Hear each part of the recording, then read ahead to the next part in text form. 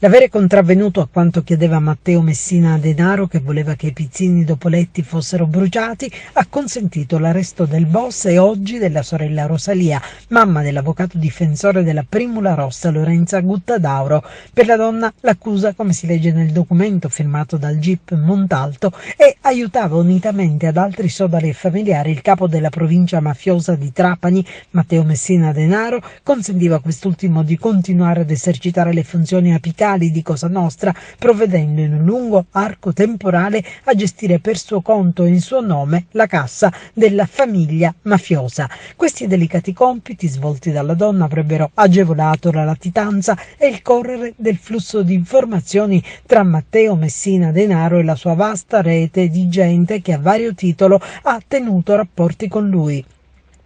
Il suo arresto scatta a distanza di 2 mesi dalla cattura del boss. Rosetta è la maggiore delle 4 sorelle di Messina Denaro, moglie di Filippo Guttadauro, che ha scontato 14 anni per associazione mafiosa ed è tuttora in carcere al cosiddetto ergastolo bianco. Sono stati i carabinieri che, mentre apponevano delle microspie nella sua abitazione, hanno rinvenuto dentro il piede di una sedia il biglietto scritto a mano, che hanno fotografato e rimesso al suo posto. Il pizzino riporta una sorta di diario clinico di qualcuno malato di tumore. Gli inquirenti hanno subito pensato che potesse trattarsi di Matteo Messina Denaro e hanno avviato le indagini per accertare i nomi di pazienti con patologie oncologiche. Da lì l'analisi delle banche sanitarie, il soffermarsi su Andrea Bonafede, lo scoprire che i tabulati telefonici di quest'ultimo rivelano problemi di identità sul nome di Andrea Bonafede, e che c'è un tale Bonafede che ha prenotato una visita presso la clinica La Maddalena